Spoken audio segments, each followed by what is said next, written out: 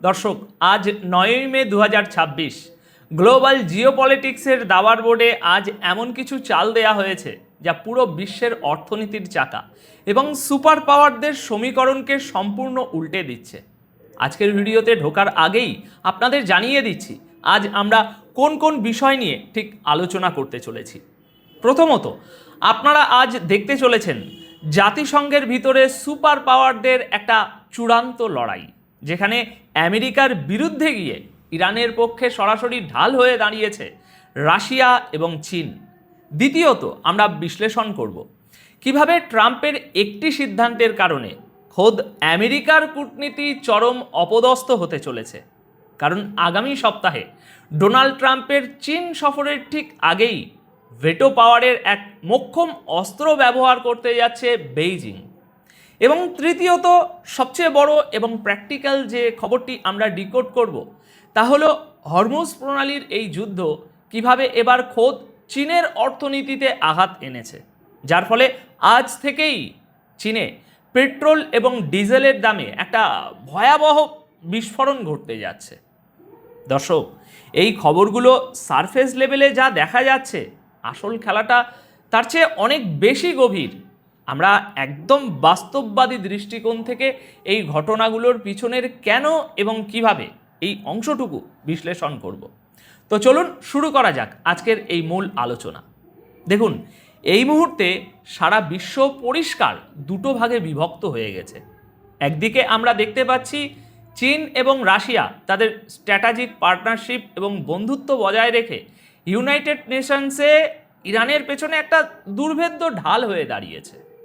অন্যদিকে America Gulf দেশগুলোর সাথে হাত মিলিয়ে গ্লোবাল সিকিউরিটির দোহাই দিয়ে ইরানকে জাতিসংঘের ভিতরে কোণঠাসা করার একটা গভীর ষড়যন্ত্রে মেতেছে।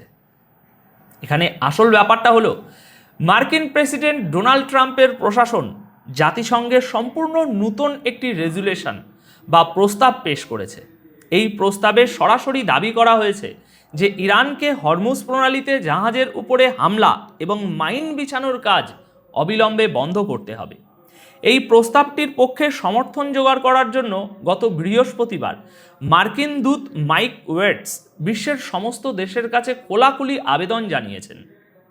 কিন্তু এখানেই আমেরিকা একটা বড় ধরনের ক্যালকুলেশন মিস করে গেছে, কারণ চীন এবং রাশিয়া এবারও ডোনাল্ড ট্রাম্পের এই আগ্রাসী পরিকল্পনায় জল ঢেলে দেওয়ার জন্য পুরোপুরি প্রস্তুত হয়ে আছে। জাতিসংঘের ভিতরের ডিপ্লোম্যাটরা স্পষ্ট জানিয়ে দিয়েছেন যে এই দুই সুপার পাওয়ার দেশ এই রেজুলেশনের উপর তাদের সবচেয়ে বড় অস্ত্র অর্থাৎ ভেটো পাওয়ার ব্যবহার করতে যাচ্ছে। এখানে একটা জিনিস গভীরভাবে বুঝতে হবে দর্শক, যদি চীন এই প্রস্তাবে ভেটো দেয় তবে তা প্রেসিডেন্ট ট্রাম্পের জন্য একটা অভাবনীয় কূটনৈতিক লজ্জার কারণ হয়ে দাঁড়াবে। কারণ ঠিক আগামী সপ্তাহেই ডোনাল্ড ট্রাম্পের অত্যন্ত গুরুত্বপূর্ণ চীন সফরে যাওয়ার কথা রয়েছে, যেখানে তার এজেন্ডার একদম শীর্ষেই রয়েছে ইরানের এই যুদ্ধ পরিস্থিতি। এখন ভাবুন, ট্রাম্প বেইজিংয়ে পা রাখার ঠিক আগেই যদি চীন আমেরিকার এই পরম কাঙ্ক্ষিত প্রস্তাবে ভেটো দিয়ে দেয়, তাহলে ট্রাম্প আসলে কোন মুখ নিয়ে শি জিনপিংয়ের সাথে হ্যান্ডশেক করবেন? এই নতুন প্রস্তাবটি আমেরিকা এবং বাহরাইন যৌথভাবে ড্রাফট করেছে, যার পিছনে পূর্ণ সমর্থন দিচ্ছে সৌদি আরব, সংযুক্ত আরব আমিরাত এবং কাতার। আমেরিকা এখন আন্তর্জাতিক মঞ্চে একটা সাইকোলজিক্যাল গেম খেলার চেষ্টা করছে। তারা প্রশ্ন তুলছে যে যারা এই প্রস্তাবের বিরোধিতা করবে তারা কি আসলেই বিশ্বের শান্তি চায়? কিন্তু পশ্চিমাদের এই হিপোক্রেসির জবাব অত্যন্ত কড়া ভাষায় জাতিসংঘে নিযুক্ত ইরানের অ্যাম্বাসাডার আমির সঈদ ইরাভানি দিয়েছেন। তিনি কোনো রাগঢাক না করেই বলেছেন আমেরিকার এই পদক্ষেপ পুরোপুরি রাজনীতি দ্বারা প্রভাবিত এবং একপেশে। তিনি একদম লজিক্যাল একটা পয়েন্ট তুলে ধরেছেন যে আমেরিকার মুখে ফ্রিডম অফ নেভিগেশন বা নৌ চলাচলের স্বাধীনতার কথা একদম মানায় না। তাদের এই নিয়ে কথা বলার কোনো আইনি বা নৈতিক অধিকারই নেই, কারণ এই আমেরিকাই তো যুগের পর যুগ ধরে গায়ের জোরে ইরানের জাহাজগুলোর বেআইনি ব্লকেট করে রেখেছে। আপনাদের নিশ্চয়ই মনে আছে গত মাসে অর্থাৎ এপ্রিলেও আমেরিকা ঠিক এরকমই একটা আইনি ফাঁকফোকর বের করার চেষ্টা করেছিল। তারা চেয়েছিল জাতিসংঘের মাধ্যমে এমন একটা রেজুলেশন পাশ করাতে যার মাধ্যমে ইরানের উপর সরাসরি হামলাকে একটা বৈধ বা আইনি রূপ দেওয়া যায়। কিন্তু সেই এপ্রিলেও রাশিয়া এবং চীন তাদের ভেটো পাওয়ার ব্যবহার করে ডোনাল্ড ট্রাম্পের সেই মাস্টার প্ল্যানটিতেও জল ঢেলে দিয়েছিল। এখন হরমুজ প্রণালীর এই লড়াই আর শুধু সমুদ্রের নোনা জলেই সীমাবদ্ধ নেই দর্শক, তা আছড়ে পড়ছে জাতিসংঘের এই কনফারেন্স রুমগুলোতে। একদিকে গালফ দেশগুলো তাদের নিজেদের অস্তিত্ব টিকিয়ে রাখার জন্য আমেরিকার ছাতার নিচে আশ্রয় খুঁজছে, আর অন্যদিকে রাশিয়া ও চীন বিশ্বকে বার্তা দিচ্ছে যে তারা কোনোভাবেই এই ওয়েস্টার্ন পাওয়ারের সামনে ইরানকে একা ফেলে যাবে না। যদি এবারও ট্রাম্প প্রশাসন চীন এবং রাশিয়াকে মানাতে ব্যর্থ হয়, তবে এটা আমেরিকার জন্য গ্লোবাল সাউথের কাছে একটা বিশাল বড় ডিপ্লোম্যাটিক হার হিসাবে বিবেচিত হবে। আচ্ছা, এবার আসুন আমাদের দ্বিতীয় এবং সবচেয়ে ক্রিটিক্যাল বিশ্লেষণে। হরমুজ প্রণালীতে ইরান এবং আমেরিকার মধ্যে এই যে স্নায়ুযুদ্ধ চলছে, তার উত্তাপ এবার সরাসরি গিয়ে লেগেছে ইরানের সবচেয়ে বড় মিত্র চীনের গায়ে। ভূরাজনীতিতে আসলে কেউ কারো চিরস্থায়ী বন্ধু নয়, সবাই নিজের স্বার্থ বোঝে।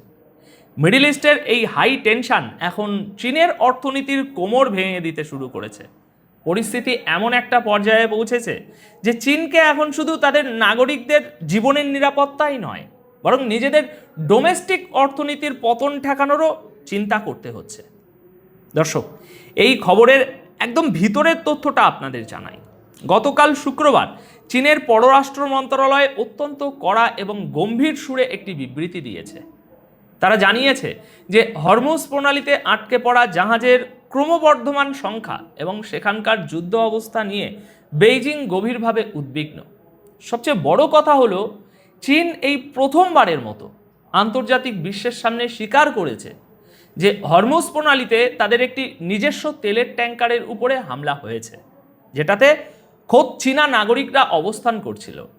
যদিও এই হামলায় এখনো পর্যন্ত কারো প্রাণহানির কোনো খবর পাওয়া যায়নি, কিন্তু এটি বেইজিংয়ের রেড লাইন ক্রস করার মতো একটা ঘটনা।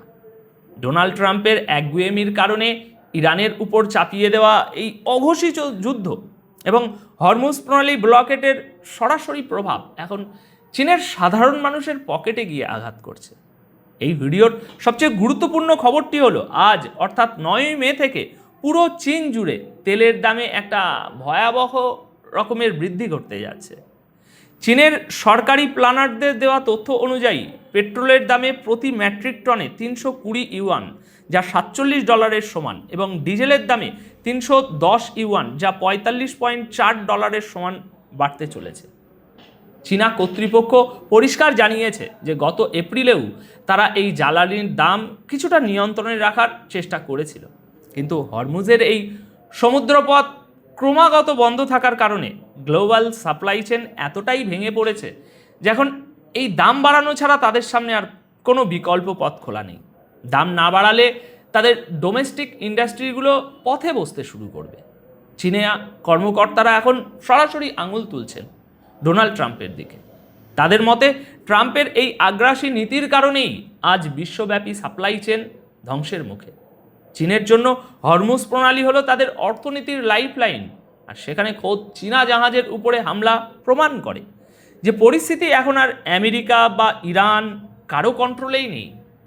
এখানে একটা জিনিস বুঝতে হবে দর্শক, কেন চীনের এই ক্ষতিটা এত মারাত্মক।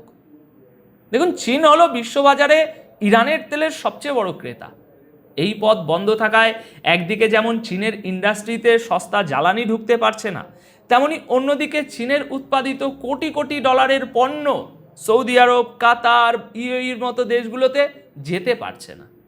আপনি যদি মধ্যপ্রাচ্যের দেশগুলোতে যান, দেখবেন তাদের বাজারে চীনের তৈরি জিনিস ছয়লা।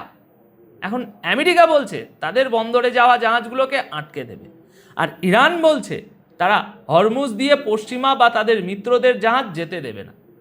এই দুই পরাশক্তির ইগোর লড়াইয়ে মাঝখান থেকে চীনের মতো বিশাল অর্থনৈতিক পরাশক্তিও এখন চরম ক্ষতির সম্মুখীন হচ্ছে।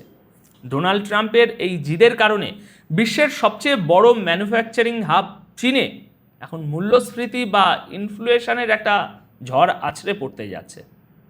এখন জিওপলিটিক্যাল অ্যানালিসিস্ট হিসাবে আমাদের নজর রাখতে হবে চীনের পরবর্তী পদক্ষেপের দিকে। নিজেদের জাহাজে হামলা এবং দেশের ভিতরে জ্বালানির এই মূল্যবৃদ্ধির পর চীন কি এবার আমেরিকার বিরুদ্ধে আরও আগ্রাসী কোনো স্ট্যান্ড নেবে? কারণ দিন শেষে যুদ্ধ বা স্যাংশন যেটাই হোক না কেন, গ্লোবাল ইকোনমি এতটাই কানেক্টেড যে এর ক্ষত থেকে আসলে আমরা কেউই বাঁচতে পারি না। আমেরিকার এই একতরফা নীতি আজ শুধু ইরানকেই নয়, বরং পুরো এশিয়া এবং গ্লোবাল সাউথকে একটা ভয়াবহ অর্থনৈতিক সংকটের দিকে ঠেলে দিচ্ছে, যার পরিণতি পশ্চিমা বিশ্বকেও ভোগ করতে হবে। এখন দর্শক, আপনাদের কি মনে হয় জাতিসংঘের এই দাবার বোর্ডে আমেরিকা কি তার আধিপত্য ধরে রাখতে পারবে, নাকি রাশিয়া এবং চীনের এই জোট আগামী দিনে ওয়েস্টার্ন হেজিমনির কফিনে শেষ পেরেকটা ঠুকে দেবে? আপনাদের মতামত অবশ্যই কমেন্ট সেকশানে জানাবেন। আপাতত তাহলে এই বিশ্লেষণ এখানেই শেষ করছি। দেখা হবে পরবর্তী ভিডিওতে নতুন কোনো বিশ্লেষণের সাথে। ধন্যবাদ আপনাদের সকলকে।